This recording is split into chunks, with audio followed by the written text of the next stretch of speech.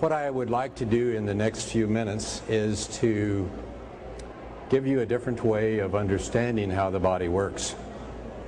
And there's one thing for me to stand up here and talk about it, but it's a whole other thing for me to show you. So I'm wondering if anyone is here in the audience that has any pain that you'd like to get rid of. Anybody have pain? No. Here's somebody with some pain. Would you like me to help you with it? If you'll come up and go through that curtain, and you can come around this way. There you go. Go right through where he is. And one more, please. And I'd suggest those of you who are in the back, if you'd like to see better what we're doing, if you want to come up closer, it's a lot easier to see what's happening up here if you're closer to us.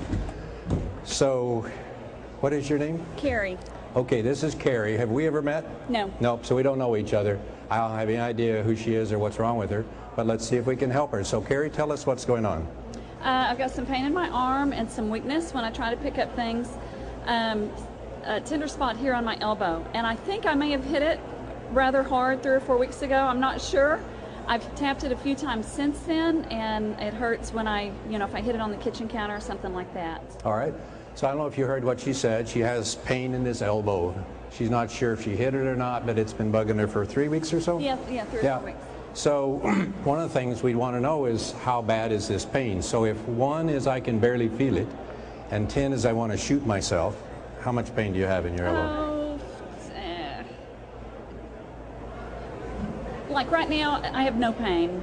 I have some tenderness when I try to move my arm, and if I hit it, I would say it's about a 4. Okay, so she's not in excruciating pain or really much pain at the moment, but if she tries to move it around, or certainly if she hits it, it bothers her. So will you be able to tell if I change it? Yes. So she can tell if we change it. So I'm going to tell me your name again? Carrie. Carrie. Carrie, I'm going to have you stand closer down here. Now, one of the things I'd like for us to do, first of all, is to look and see if her ears are on crooked. Because people who have pain usually have their ears are on crooked, and fixing that is the first thing you always want to do. So one of the things we're going to do is just look at her, which you can see her from the front more easily than I, and look and see if you think her ears are crooked. And then secondly, I want you to look and see if her shoulders are level, and if you think she has one shoulder higher than the other. And then finally, look and see if you can see if her pelvis is rotated.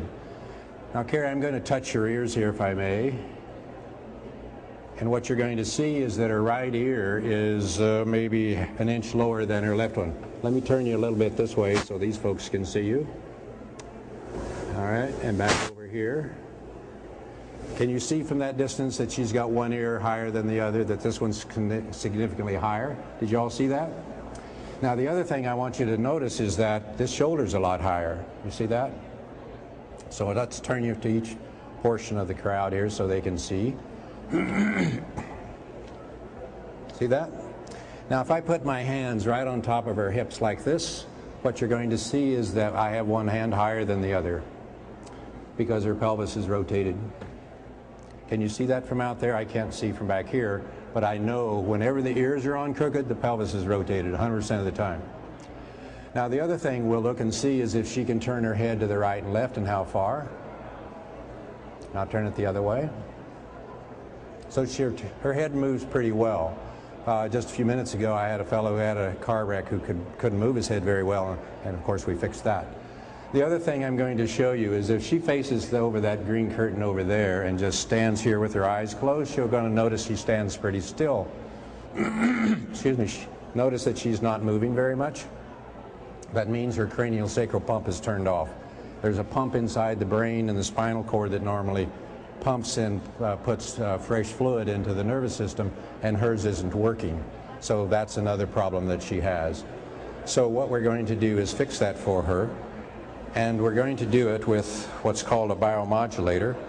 It's this little gadget that has an electrode on one side and the controls on the other. So Kira, if you'll just stand back over here like this for me so I can get beside you. I'm going to just put this down in what's called automatic mode, and just look straight ahead for me.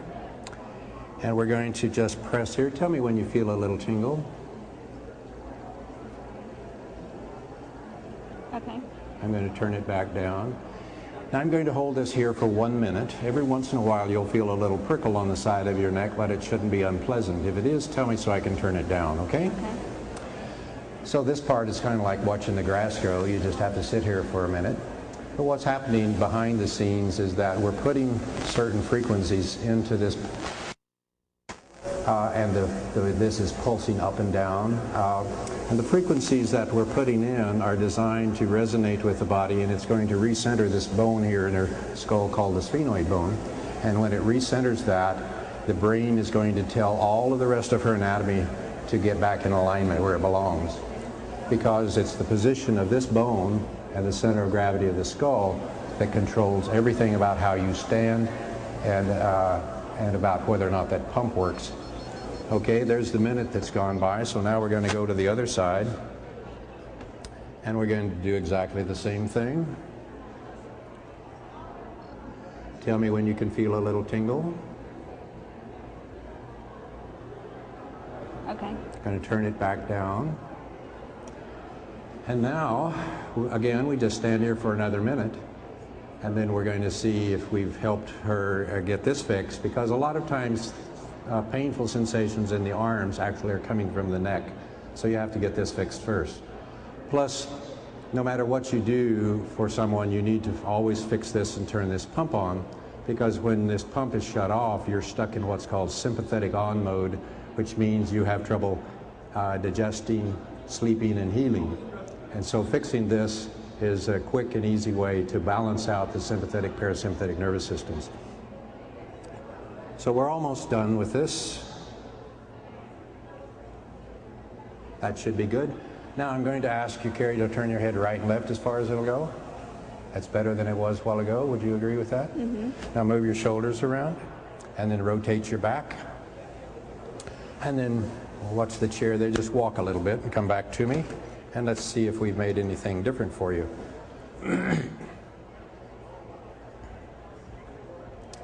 Perfect. So now, if you look at this group over here again, I'm going to touch your ears once more. Put my fingers in as far as they'll go, and you see how they're straight? Okay, let's show these people over here that your ears are not gone crooked anymore. See that? Now you get the correction about 80% of the shoulders immediately. The other 20%, this shoulder will come on up tomorrow and be normal, but already her pelvis is straight. You see that? Now if she closes her eyes, go ahead and face over there, Carrie. Close your eyes and just stand there. And what you're going to see is that she begins to sway, but at this point it's going to be a sputter. So you'll see her sputtering just a little bit. There she goes, because we're just turning her pump back on, and it's been off for a while, so it sputters. If you look at her 30 minutes from now, it'll be a nice, smooth 10 times a minute, just like it should be. See her beginning to sway? That's her pump turning back on. So now then, we've got that fixed, and now it's just a matter of talking about this elbow. Can you pull this sleeve up, or just need to get to that elbow, or take your sweater off, whichever is easier. Now, one of the interesting things about pain is that chronic pain is always defined by low voltage. And we'll be talking more about that in a minute when we get into the lecture part. But whenever the body has low voltage, it always creates a magnetic field. And wherever it's a magnetic field, it'll be sticky. So I'm just going to turn this device on, bring it up to where she can feel it. Tell me when you feel it tingle.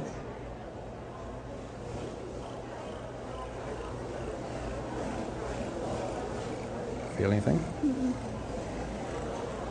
Okay, now I do. Okay, so now she felt it. We'll turn it down just a little bit to be sure it doesn't get too hot for her. Don't want to aggravate her in any way. And then we'll just move this elbow until we find out where it's sticky. And there it is right there. So she's got some low voltage right in this spot because it sticks to her. I don't know if you can see as I go past her, it's slick and then just hangs up. Can you perceive that from the audience? So I know where she is either having pain or susceptible to pain because she has a magnetic field there. The voltage is low, so I am simply putting electrons in, and as soon as I get the voltage back up to 50 millivolts, she'll heal this, and then she won't have trouble with it anymore. So it's pretty quick and easy to fix these things and to find out where the problem is. So you can see I can find it, and they're probably, yeah, there's another one right there. So what I'm going to suggest we do, since I have only a few minutes of time to lecture to you about what I'm doing, I'm going to suggest that maybe You see the fellow in the middle back there, Charles? Charles, would you hold up your hand? If you'll go back there, either now or later, Charles will put a little bit of voltage in there, and that will allow that to heal for you, and you'll be fine. Okay. So can you tell any difference at all in either the elbow or in how you feel in general than you did 15 minutes ago? I feel better in my neck. I had some stiffness in my neck as well, and so that does feel better. As far as my elbow, I can't tell yet. Okay. So we've made her neck better, and as soon as Charles has a few minutes to treat the elbow, we'll check back in with you. Already pressing on this bone, it's not tender like it was. All right, she said pressing on the bone, it's not tender like it was. So what, I worked on it, what, 2 minutes? So normally I would work on it longer, but because my time with you is short and I want to try to explain some of these things that will be helpful to you, I'm going to let Charles work on you, and then we'll talk to you again. Thanks for coming up. Thank you. I've shown you what I'm going to be talking to you about so that you'll have some idea that this is not just somebody's idea, but it's something that actually works. So let's get started here. By the way, I need to tell you this. I don't know if you know this or not, but Professor Andrew Weil is a famous medical doctor out in Arizona at the medical school. Most of you know Andy Weil. Well, the FDA and the FTC sent him a letter saying he must stop telling people that taking herbs to improve their immune system will help keep them from getting the flu, or they'd put him in jail. And so then there was a professor last year who, at Boston University, a dermatologist, a famous one, who said it's good for you to go out in the sun and get vitamin D, and so they fired him.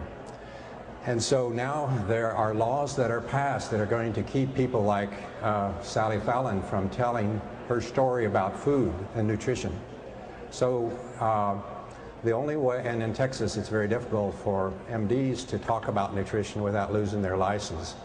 So I'm not talking to you today using my MD license. I'm talking to you today using my naturopathic license and in my role as an ecclesiastical counselor. So just for the record, I'm not talking to you as an MD today. I've done a variety of things in my life, but I'm basically trained as an ophthalmologist and practiced ophthalmology for 30 years. And I did the majority of research for the laser that's used in LASIK surgery. So I had a lot of fun doing that research, but unfortunately we didn't know at the time that the laser wouldn't kill viruses. And so when I treated some people that had viruses in their corneas, the viruses came up, went through my mask, into my nose and into my brain, and I got encephalitis. So here's how I got the encephalitis from the laser. Here's how I spent most of the next 7 years or so. I slept about 16 hours a day. I would have about 3 or 4 hours a day in which I could think clearly enough to understand a newspaper, and then like a light switch it would go off and I couldn't understand it anymore. And so during those 2 or 3 hours a day that I could think, I had to try to figure out how to get myself well. So my journey began when I got these pictures from my friend Janet, who had this lymphoma around her neck and was told by MD Anderson that nothing could be done and just to go home and die. And so instead she went to Mexico and began to get some treatment. And as you can see, 3 weeks after she began the treatments, her tumors were gone. And so when she sent me these photographs, I went down to see how they did that, and that started my journey on into integrative and natural medicine. So here's the thing. As I was sitting sick trying to figure out how to get well, I had the idea that if I could figure out how to make one cell work, I could make them all work. Because even though a brain cell and a liver cell look different, they really have the same hardware, don't they? Just like a computer, a laptop looks different than a desktop, but they're still the same hardware. It's just a matter of different software. And so I thought if I could figure out how to make one cell work, I could make them all work. And so I began to read cellular biology books, and what I discovered was that most all of the books said cells have to run in very narrow ranges of things, and particularly something that caught my attention was a narrow range of pH. Well, you can see that cells have to have a narrow range of glucose, and if that's too high, we call it diabetes, and if it's too low, we call it hypoglycemia. Cells have to run in a very narrow range of temperature, and if it's too high, we call it a fever, and if it's too low, it shows that you have hypothyroidism. You have to have a very narrow range of blood pressure, and if it's too high, we call that hypertension, and too low, hypotension. But pH and oxygen is something that doctors rarely look at unless you're in ICU. But I was particularly fascinated about the subject of pH.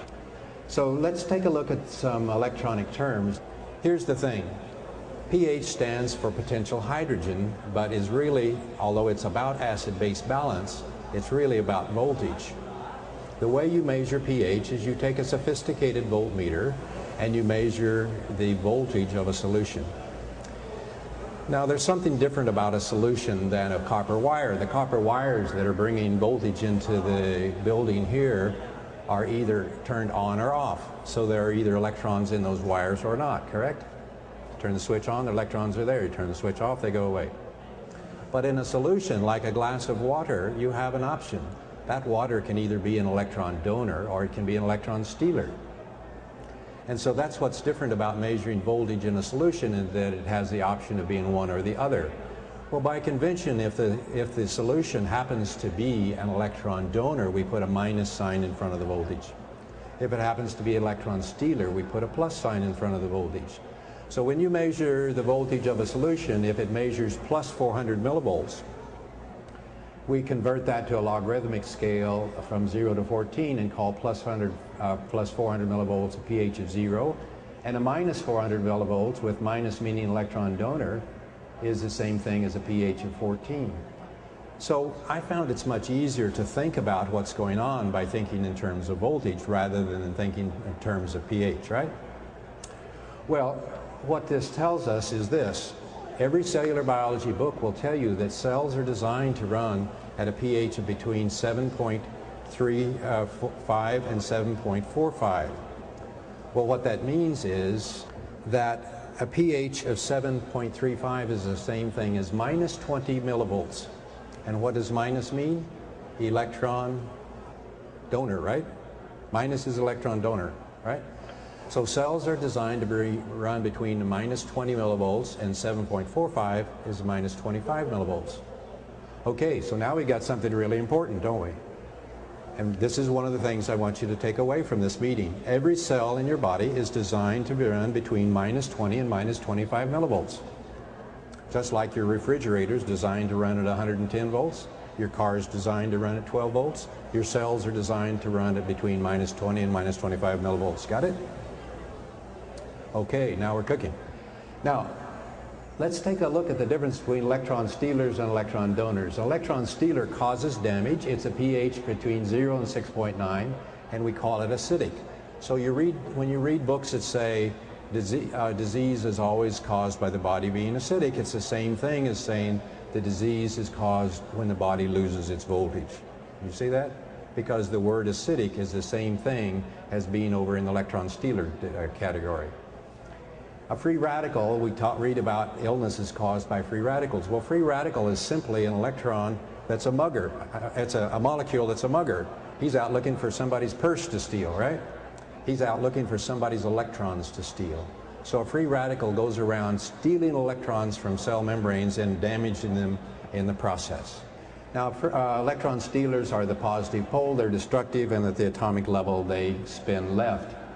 Now, electron donors, on the other hand, can do work. It's a pH of 7.1 to 14, and we call that alkaline. So when you read books like Alkalize or Die, we're saying if you don't have voltage, you're going to die. You see that? It's the same thing. It's a synonym. So acidic means that you're in electron stealer status. Alkaline means you're in electron donor status. And that's the important thing. Antioxidants. Antioxidants are molecules that are very charitable. They're looking for somebody to give their money away to, namely their electrons.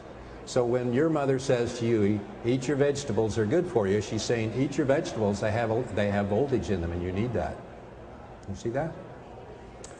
They're the negative pole, they're constructive, and they spin right. When you see this slide, you might ask the question, didn't anybody ever teach you not to put so many numbers on one slide? Well, I did it on purpose because I wanted to see you to have the ability to see the conversion of one number to another. But basically what I want you to get off this slide is this. Here's a minus 20 millivolts, which is the same thing as a cell pH of 7.35. Here's a minus 25, which is 7.44. Now the colors that are on this chart are the same as pH strips. So if you go down to the health food store or to the pool supply and get a pH strip and measure your saliva, these colors correspond to that.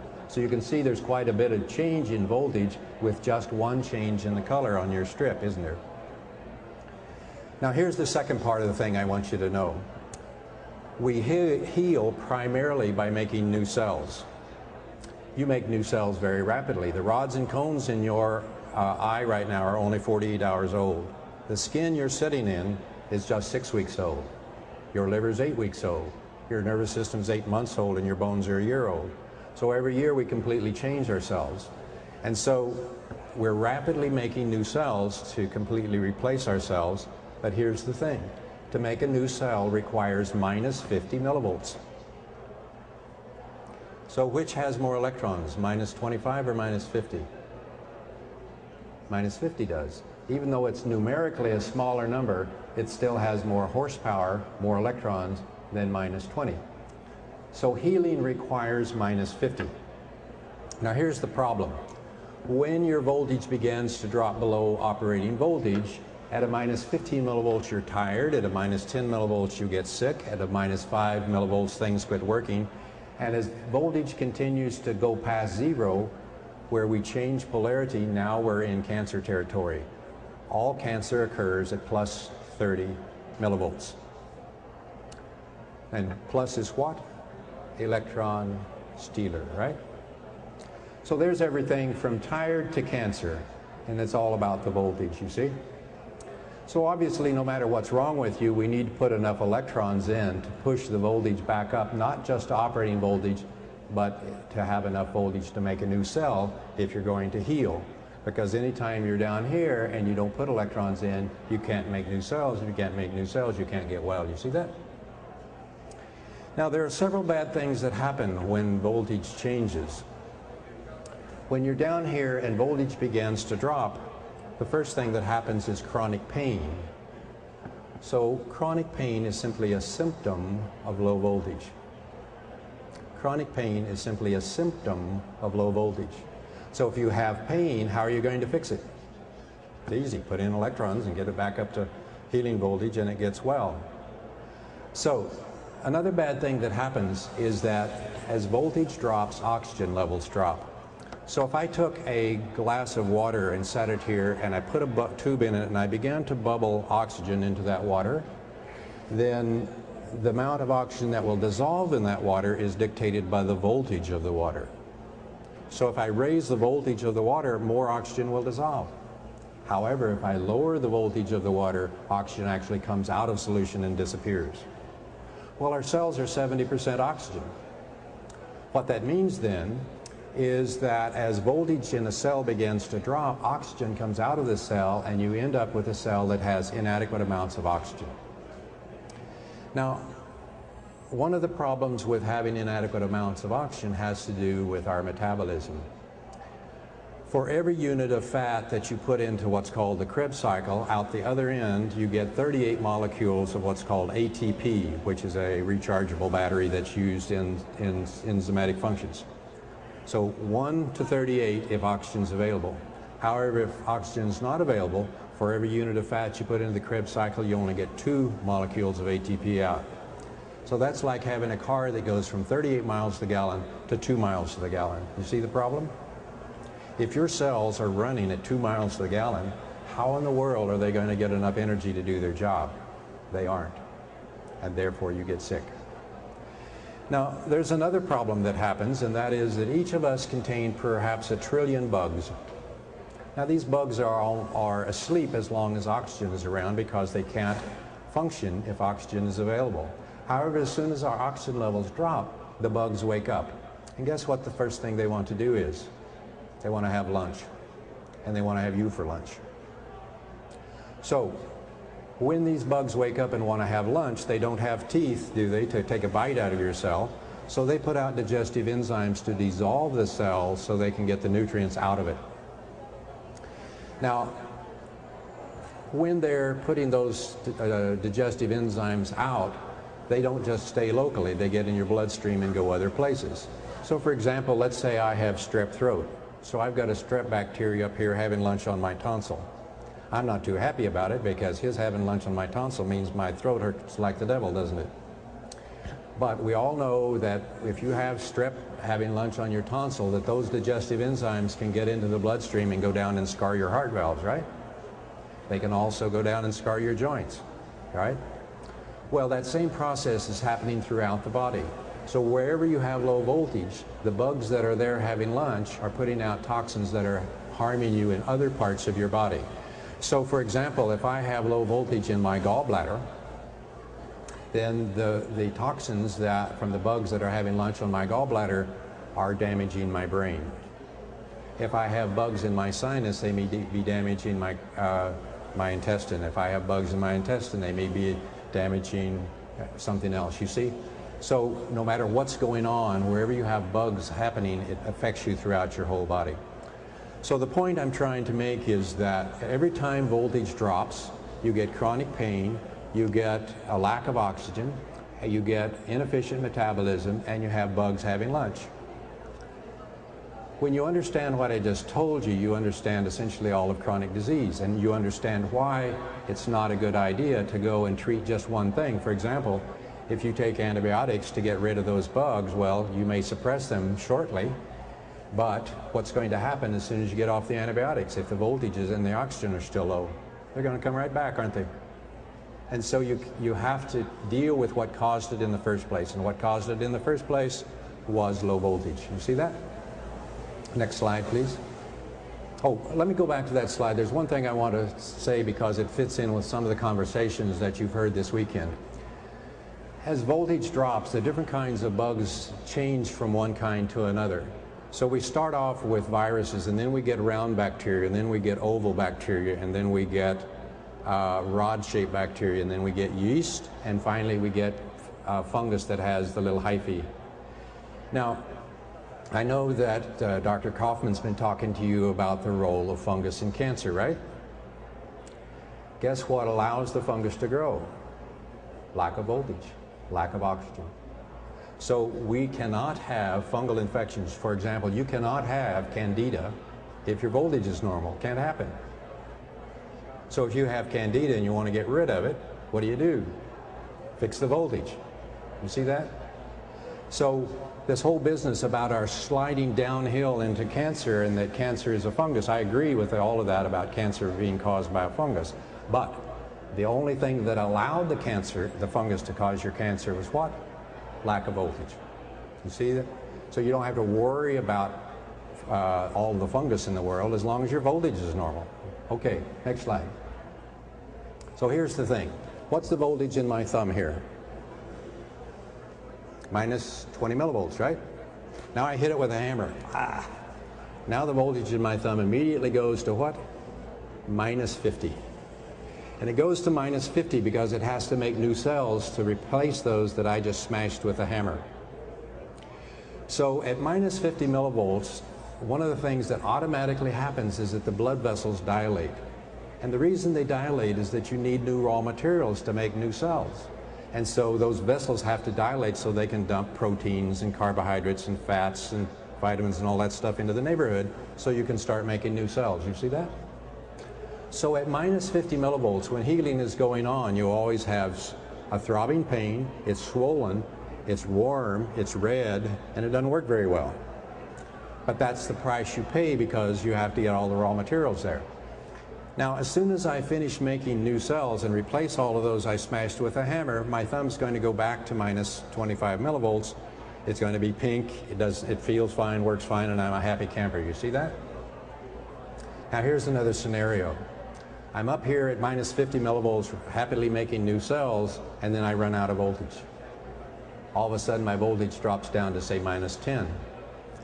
Now I've got a big problem, don't I? Because in order to get my thumb well, I have to make new cells to replace those I smashed with a hammer. But I can't make new cells unless I have what? Minus 50 millivolts and the raw materials necessary to make a new cell. Well, I'm down at minus 10. I ran out of juice. So I'm stuck in chronic disease. So at minus 10 in my thumb, you can do all the surgery you want on it. You can give me all the pills you want.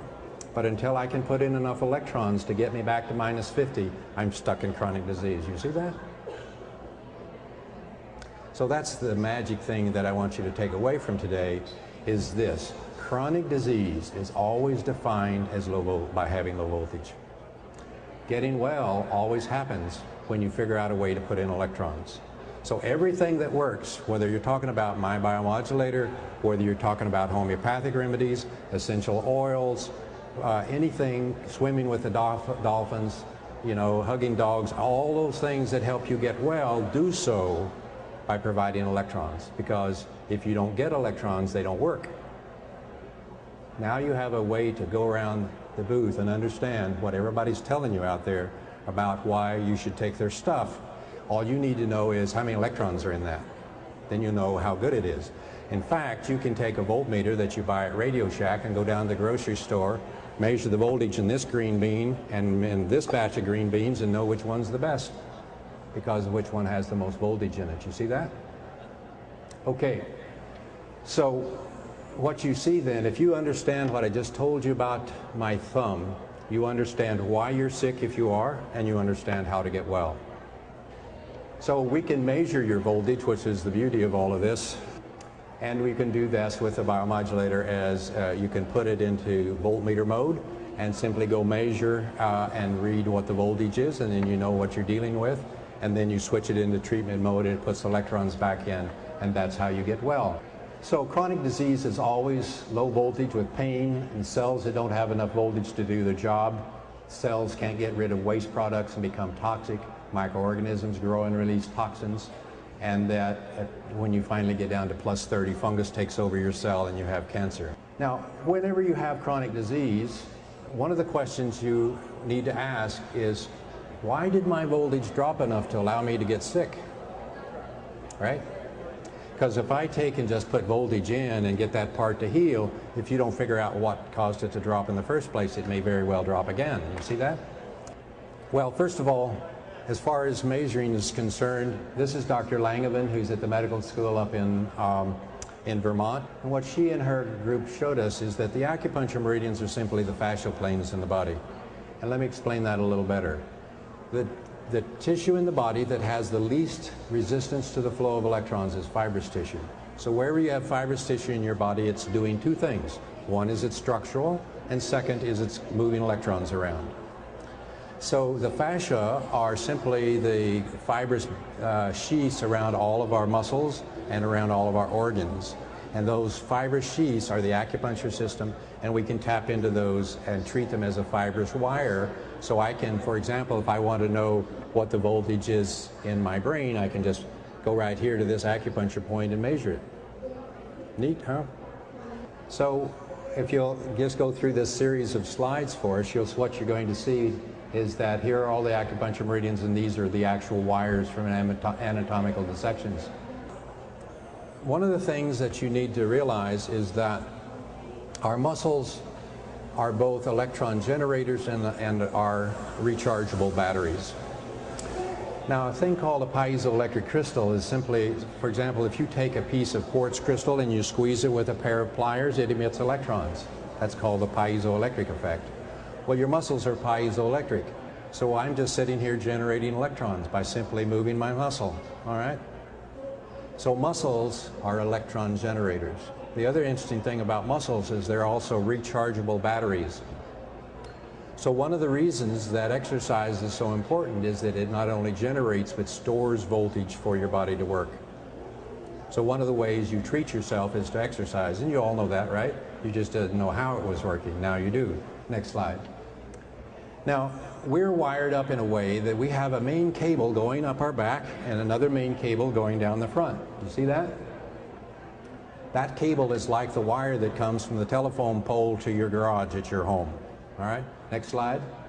And then we have power terminals on that main cable to supply the voltage to all the organs in that region, just like you have a different power station in Tyler and a different one in Terrell and a different one in every city around here.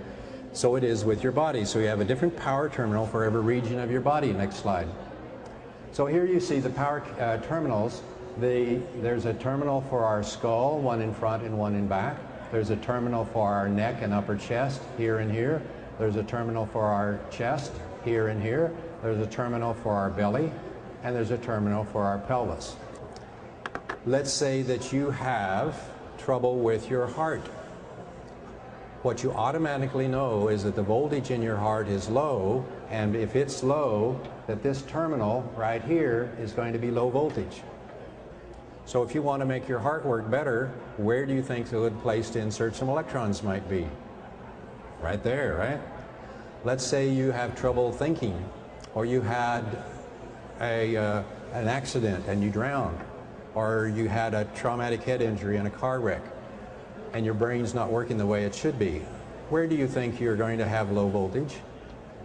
Here and here. And what might you do to make that better? You put voltage in there. And how do I know that works? Well, I've happened to be fortunate enough to wake several people up out of comas. For example, I was driving down to Austin to give a lecture similar to this, and I got a call that there's a little girl in San Antonio, a 5-year-old, who had drowned or was near drowning and was in ICU. Would I come see her? So I went down to see her, and the pediatrician at the ICU was trying to get them to pull the plug.